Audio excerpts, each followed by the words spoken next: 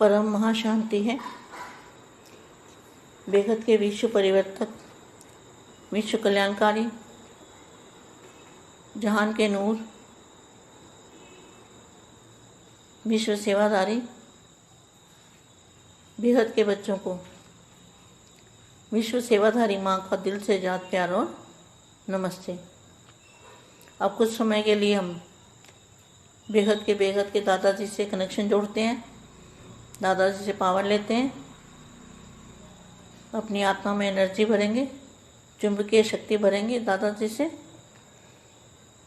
परम शांति, दादाजी से पावर लेंगे।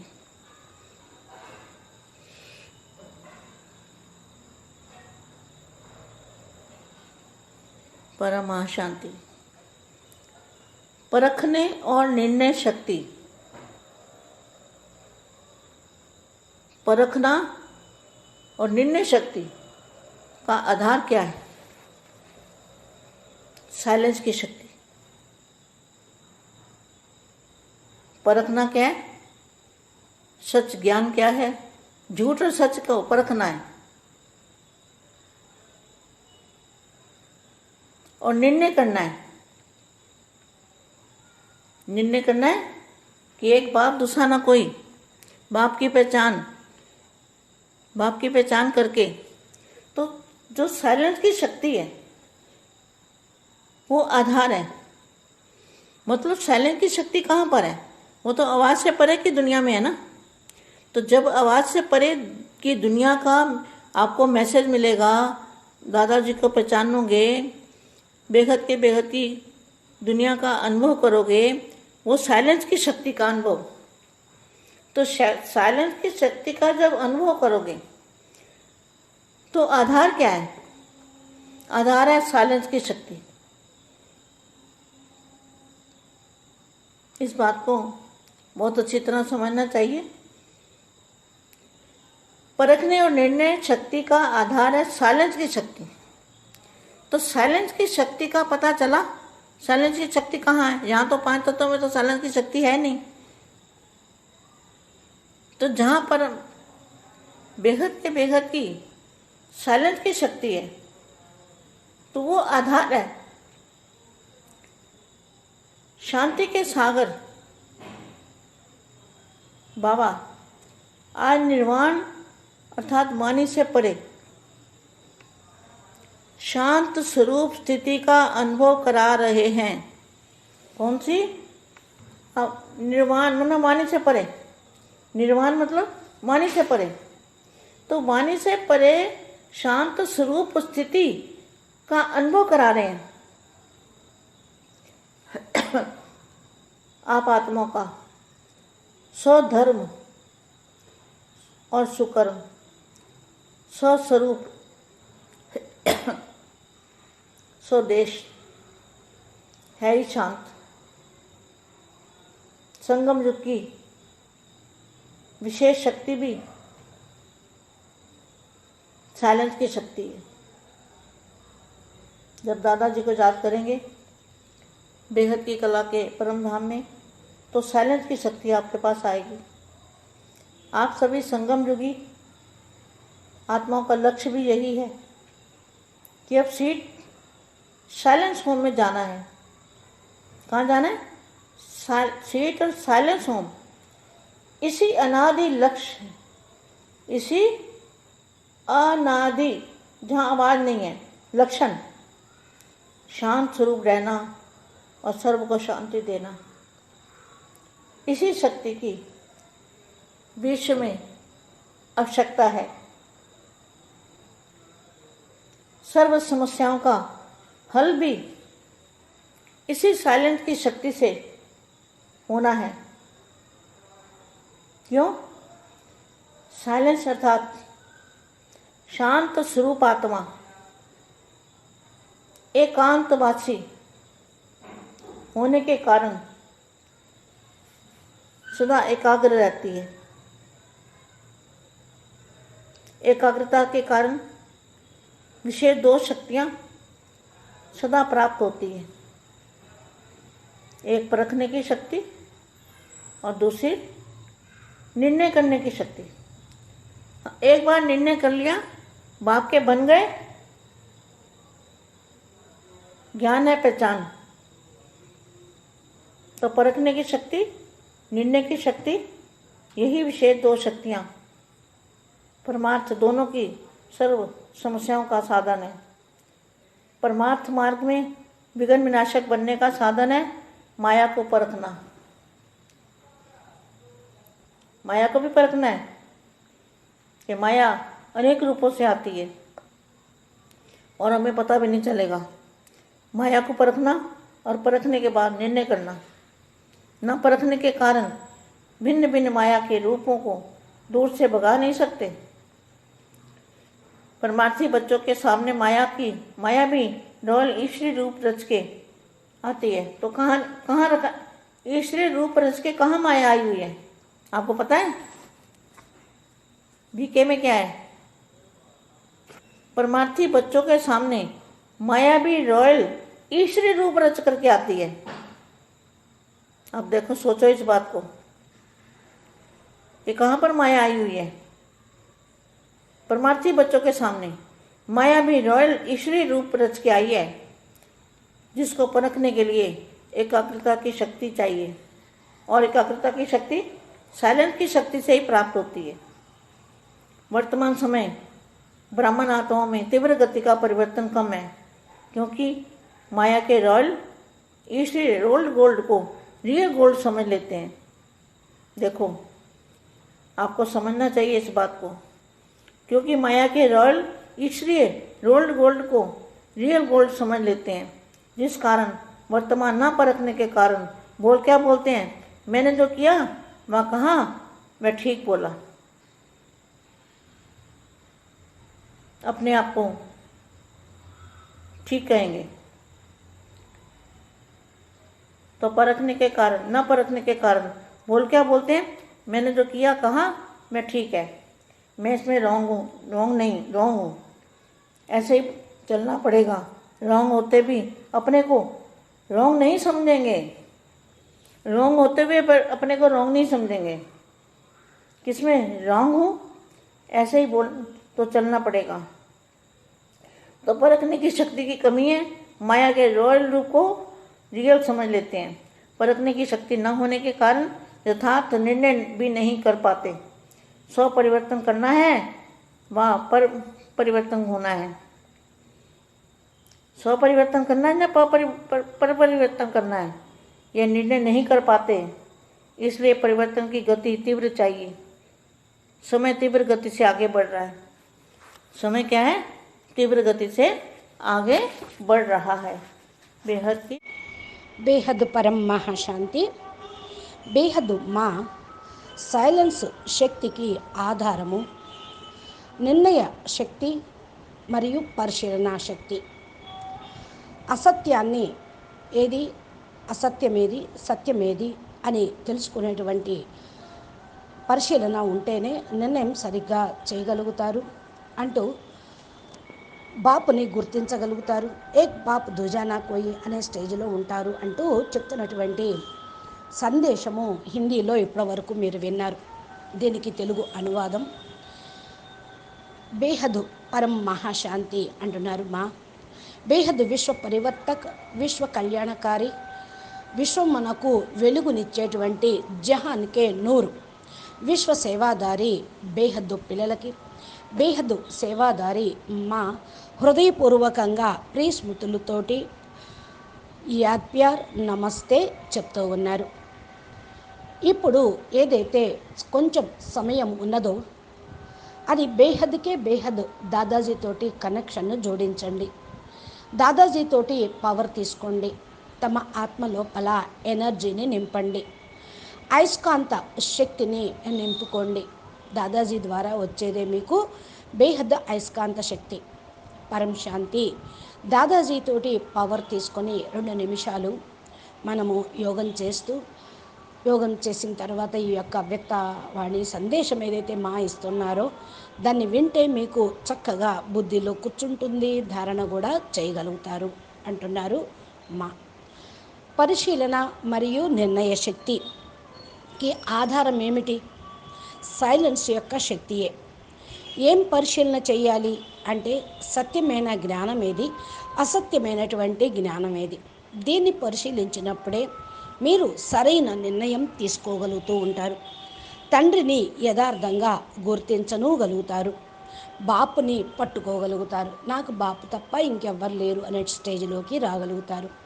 ఎప్పుడైతే సైలెన్స్ యొక్క శక్తికి ఆధారమైనది మీకు లభిస్తూ ఉంటుందో,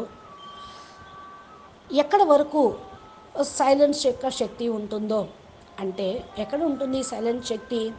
వాక్కుకు అతీతమైనటువంటి ప్రపంచంలోనే ఈ సైలెన్స్ శక్తి ఉంటుంది. వాక్కుకు అతీతమైనటువంటి ప్రపంచంలోకి మీరు వెళ్ళి మెసేజ్ ఇవ్వండి. దాదాజీని గుర్తించండి. బేహద్కే బేహద్దు ప్రపంచం యొక్క అనుభవాన్ని చేసుకోండి. సైలెన్స్ యొక్క శక్తి అనుభవం చేసుకోండి. సైలెన్స్ యొక్క శక్తి అంటే అనుభవిగా కావటం.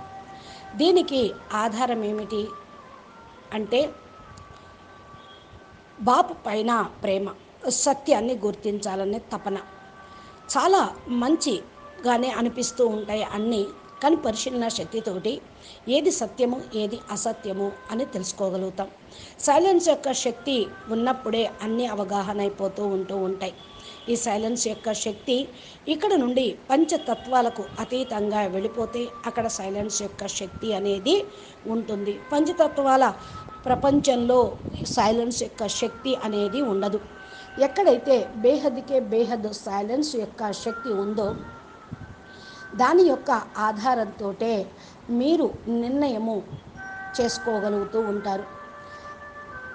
వాక్కును నిర్వాణం అనగా వాక్కుకు అతీతంగా శాంత స్వరూపంలో కూడా ఉంటూ అనుభవం చేసుకోగలుగుతూ ఉంటారు.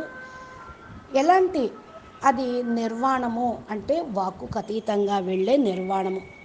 వాక్కులో ఉంటే మీరు శాంతంగా ఉండలేరు. శాంత స్వరూపం యొక్క స్థితి అనుభవం చేసుకోవాలి అంటే ఆత్మలు వారి యొక్క స్వధర్మాన్ని, సుకర్మను, స్వస్వరూపము యొక్క సందేశము తెలుసుకోవాలి. అదేంటో అర్థం చేసుకోవాలి. సంగమయుగం యొక్క విశేషమైన శక్తి ఏంటి? సైలెన్స్ యొక్క శక్తి. ఎప్పుడైతే దాదాజీని స్మృతి చేస్తూ ఉంటారు, బేహద్ కళ పరంధామంలో ఉంటారు, సైలెన్స్ యొక్క శక్తి మీ దగ్గరికి వచ్చేస్తూ ఉంటుంది. మీరు సంగమిగి ఆత్మల యొక్క లక్ష్యం కూడా ఇదే. ఏంటి? స్వీట్ సైలెన్స్ హోమ్కి వెళ్ళాలి. ఎక్కడికి వెళ్ళాలి? స్వీట్ సైలెన్స్ హోమ్కి వెళ్ళాలి. ఇలా అనాది లక్ష్యమును, ఆది లక్ష్యమును మీరు పెట్టుకొని ఎక్కడి నుంచి అయితే వచ్చారో అక్కడికి వెళ్ళాలి. ఆ స్వరూపము, లక్షణము శాంత స్వరూపంగా ఉండటమే. సర్వులకు శాంతి అనేది ఇవ్వండి. ఈ యొక్క శక్తి విశ్వం యొక్క ఆవశ్యకత ఏదైతే ఉందో దాన్ని తీరుస్తూ ఉంటుంది. ప్రపంచంలో వాళ్ళందరికీ అన్ని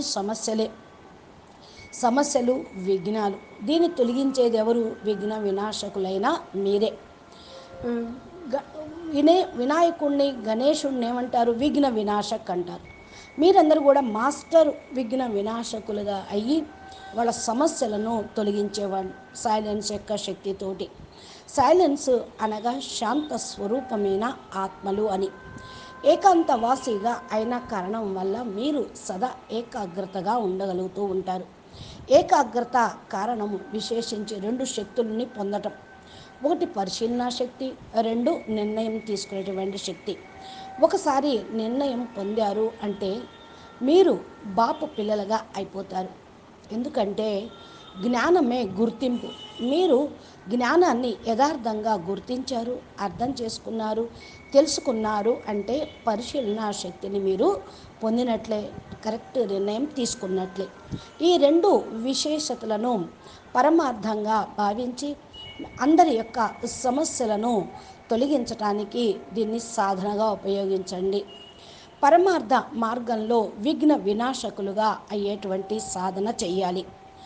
మాయను పరిశీలించాలి. మాయను పరిశీలించటం అంటే మాయ అనేక రూపాల్లో వస్తూ ఉంటుంది. మిమ్మల్ని పడేయటం కోసం, మీ పురుషార్థాన్ని విఘ్నం రూపంలో తీసుకురావటానికి.